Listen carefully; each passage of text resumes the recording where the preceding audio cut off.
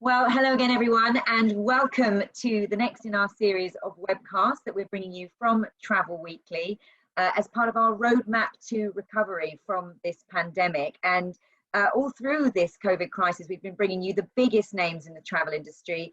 And so I'm delighted that we have another one with us today, and that's Michael Bayley, who is, of course, the president and CEO of Royal Caribbean. So thank you so much for joining us, Michael, all the way from the States. Thank you, Lucy. It's a pleasure to be here today.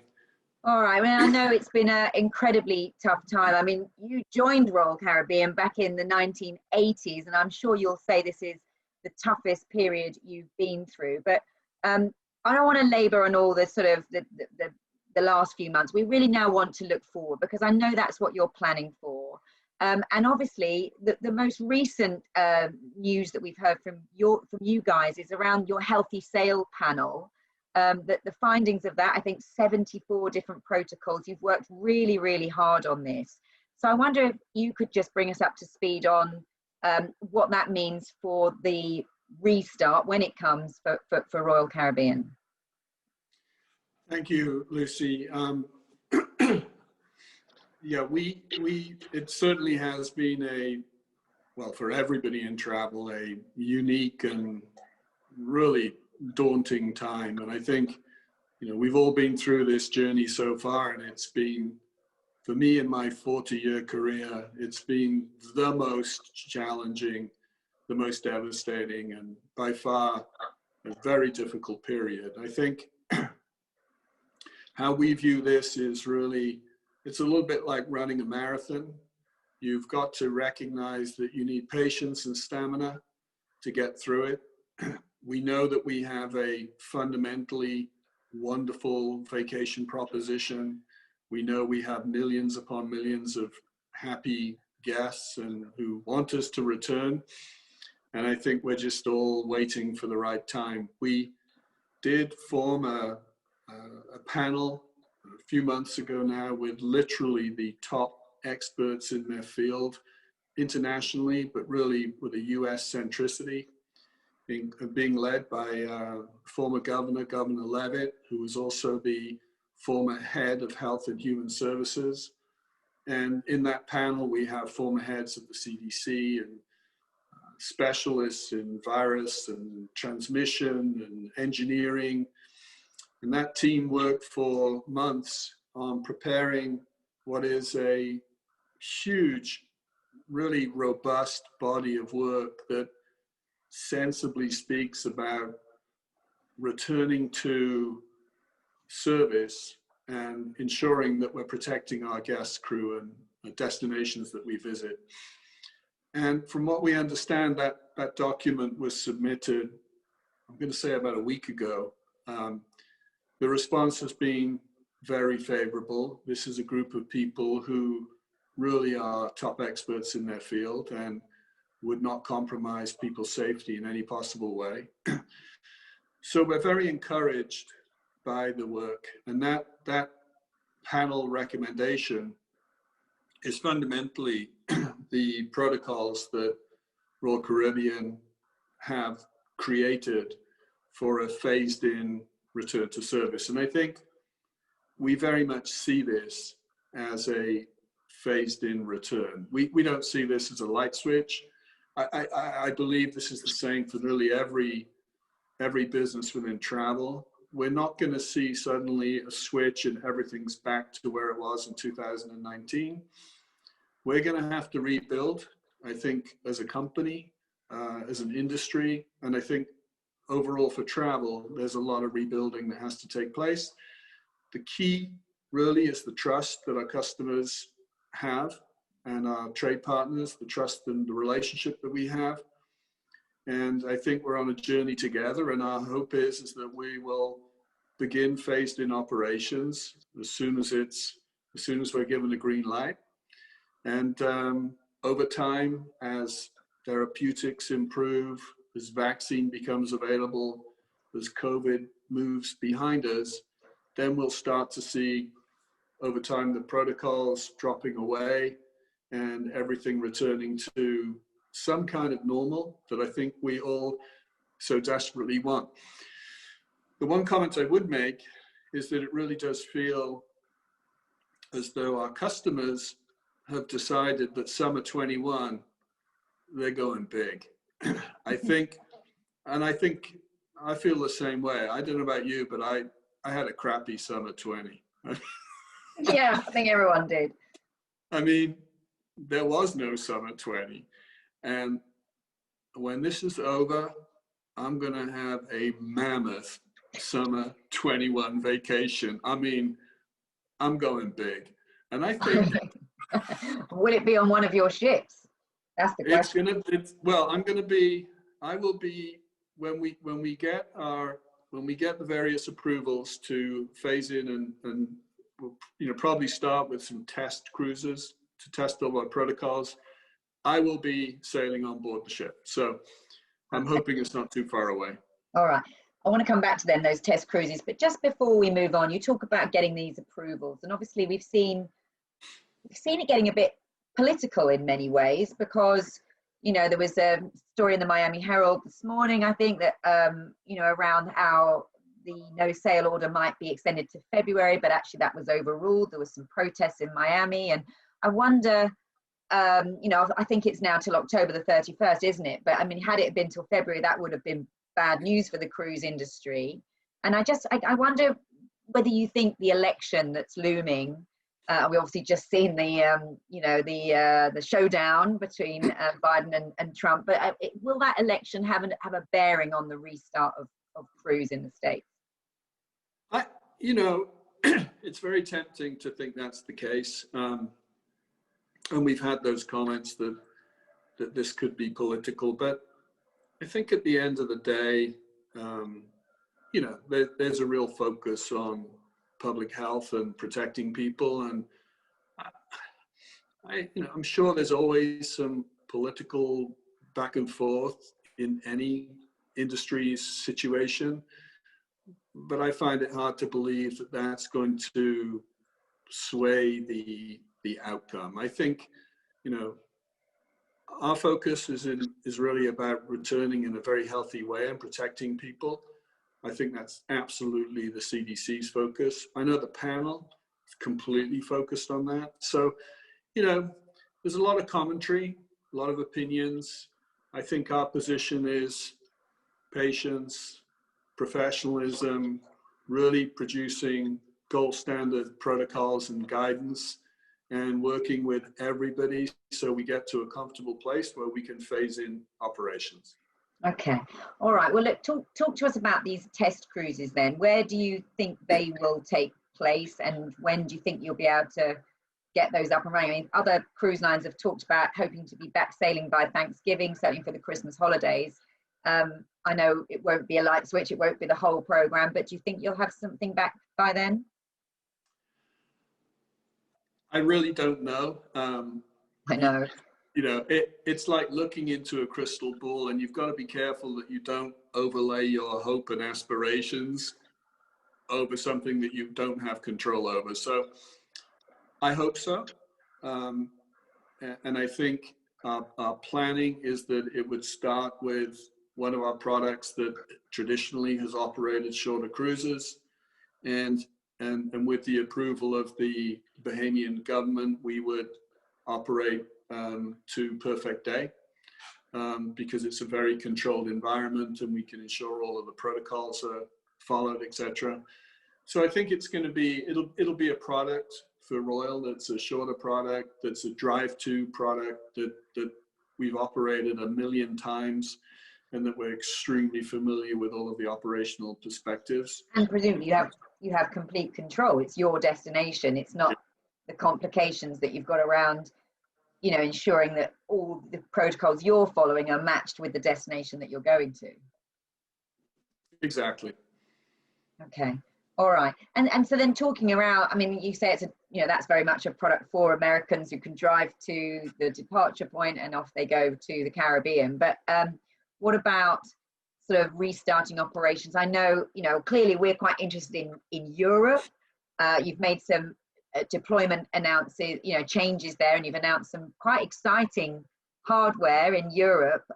So for 2021. So you know, you've got Harmony in Barcelona, Odyssey, I guess should have been in Florida, but it's going to be in Rome, and then Anthem, which the Brits love, out of Southampton. So perhaps give us your view on how important Europe will be for Royal Caribbean as you come back.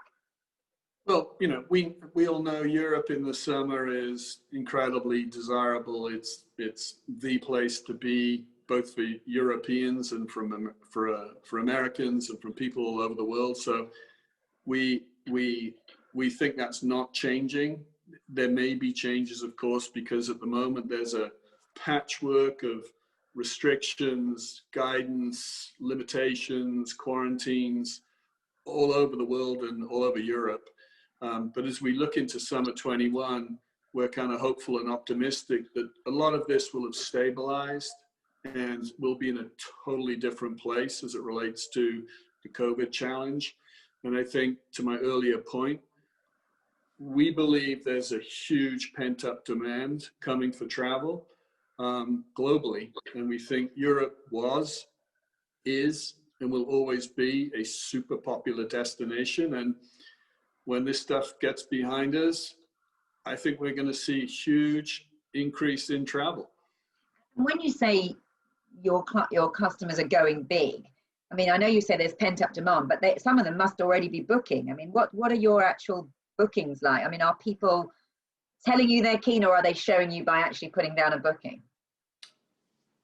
Booking. I mean, we're seeing people booking, and we're pretty pleased with our bookings. I mean, and as you move into the summer, the bookings are pretty robust. And are people going longer? Are they doing, you know, are they thinking, right, like you, they're going to have an all-out, this is going to be the big holiday because they've missed one this year? Are you seeing any trends or any changes in sort of duration or destination, like how far afield they're going? I think when we look at we've got such a diverse range of products. So we've got short, long, international, European, Asia, all over the place. We see universally there's interest in all of these products. It is, I think, fair to say that the closer to home the product, then the more demand that we're seeing.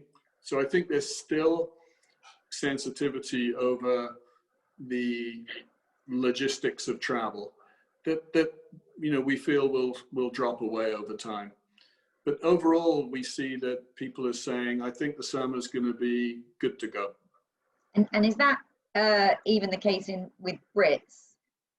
Because obviously we've got this Foreign Office guidance or advice against taking a cruise. We're very much hoping that's going to be lifted, but it hasn't been yet. So what impact has that had on the British market? I know it's a really important market for you, Michael. So are you still very much committed to the British market long term?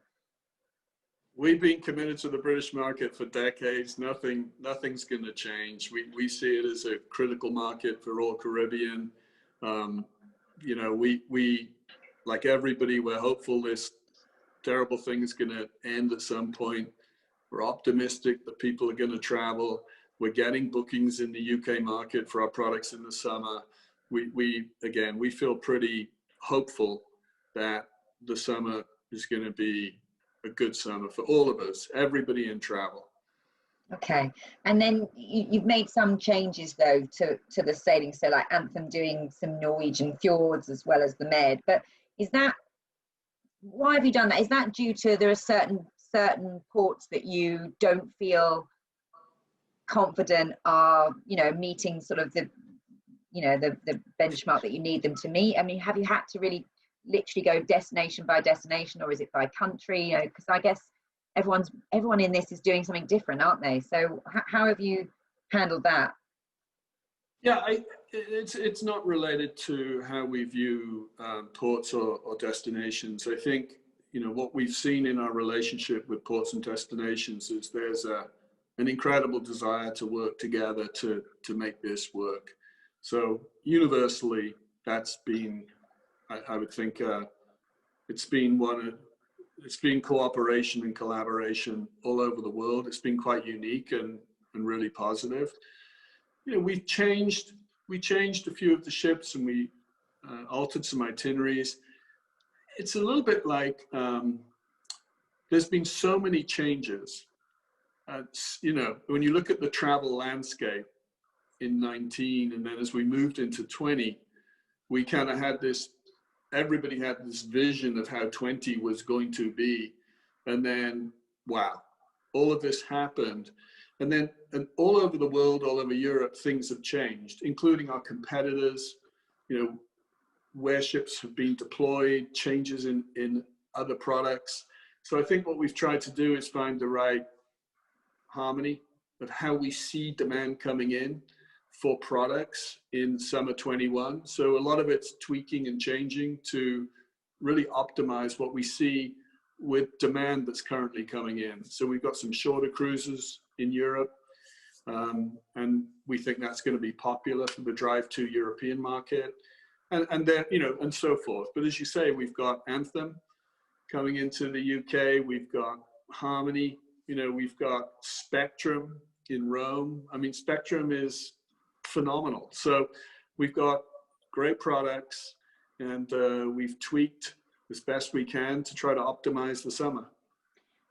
I must ask you about China, because that's been a big focus for your company for a long time. I know you've often been out in China, and it's been a growing market for you. And clearly that's where this whole COVID situation originated. You know, what's it like now? You've got teams out there now. Is that a market you see coming back or quicker, or, you know, whereabouts are you putting that one? Well, yeah, we've been in China for 10 years. We had a huge operation in China. And of course, it was the first market to really go through this whole COVID experience. We're again optimistic that everything will come back in China. And our current plans are to send Wonder of the Seas, our newest, biggest flagship, in 2022 to China. And so, you know, again, it's the same challenge that we have, which is one really of patience and timing and working with governmental groups and partners to optimize our return to service in China. So we think it'll come back, but again, it's a little bit like the question, well, when's cruising coming back in the US? We just don't know. Yeah. We're hopeful. There's a lot of discussions underway, and you know, I'm hoping soon enough we'll start seeing more and more good news, as opposed to all of the bad news that we've all seen in the travelers for the past 6 months. I think it's about time we started to get the good news stuff. I know. Now, look, Michael, you've mentioned the word patience about 3 or 4 times. Are you a patient man? I've no idea. It's just that whenever I speak to you, you're so excited about private islands, or, you know, you're quite a sort of driven, fast, you know, person. And I'm wondering if this has been a tough call for you, having to be patient. It's been terrible. I'm not at all really a patient person. Oh. And I mean, the good thing is, you know, my kids have taught me a lot of patience. So well, yeah, we've all got that leveler. They were a very good training ground for me. So I would say in the last, you know, I think everybody's had their own personal experience through the COVID drama. And, you know, I'd say for me, I've learned a lot more patience. You know, I'm a lot closer to my kids now because I'm with them homeschooling. I mean, it's a nightmare, but how's that going? Yeah, it has its ups and downs.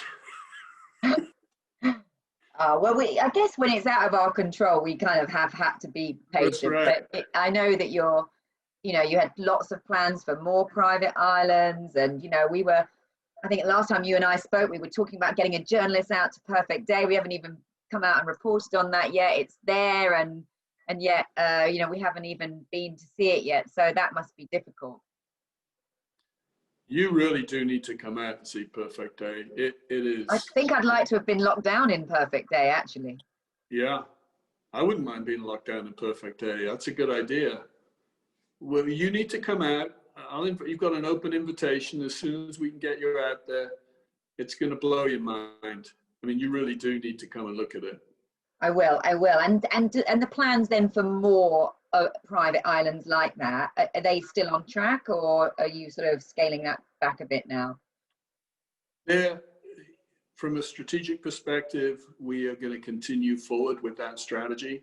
From a practical timing perspective, those projects are delayed because of everything we're going through.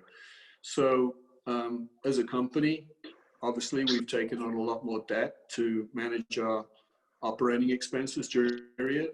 As soon as we get back to service and as soon as we start generating revenue, then we'll start adjusting that strategy and trying to figure out the perfect timing for it. So, but our dream, aspiration, and plans are the same.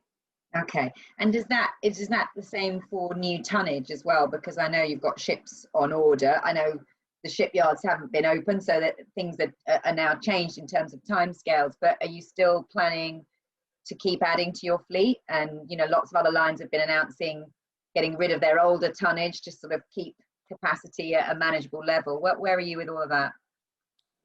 Well, we have new ships on order.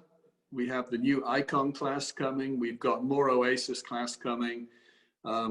Nothing's changed except the timing. So, you know, ballpark, you can say that because of the closures of the yards and what have you, that everything got pushed back from 6 to 12 months. So the schedule of our new ships got pushed back, but literally we'll be getting a new ship every year for the next several years.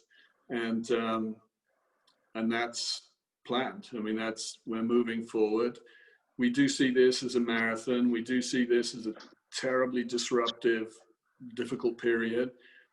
But we think that the brand, the business, the product, the proposition is phenomenal. And we're going to come back, and we're going to come back big. All right. Well, look, finally, Michael, because I know you're a busy man, but you did mention it earlier. You talked about your trade partners. Clearly, they're the people watching this here in the UK. It's been a really tough time for them as well, as I know you know that. Lots of people in the UK, like cruise-only businesses as well, they absolutely depend on cruise. I wonder what your message would be to them. And I'm sure you've been talking to some agents in you know, your partners in the US. I just wonder if there's any sort of advice that or things that they've been doing that you would be able to impart to the British travel agency community. Well, I agree. I mean, I think my heart goes out to our travel partners. It's been an extraordinarily difficult time.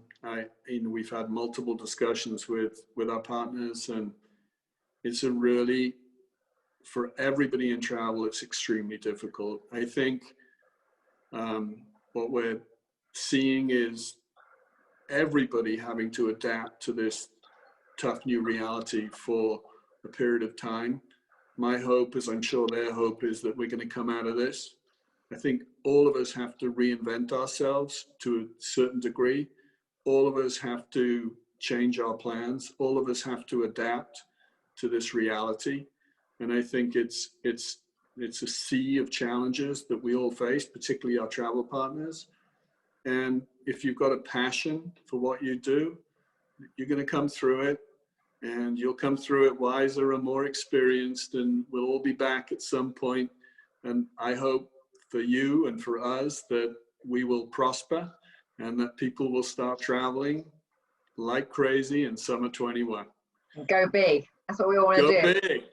Go big. Well, I've been speaking to your UK team, and I know they're talking about some great plans that they've got for their trade partners over here. So we thank you for that and for continuing to invest in the UK. So we're just grateful for your time, Michael. We wish you all the best. We can't wait for you to get sailing again, and I'll see you in Perfect Day. Thanks, Lucy. All right. Thank you, Michael.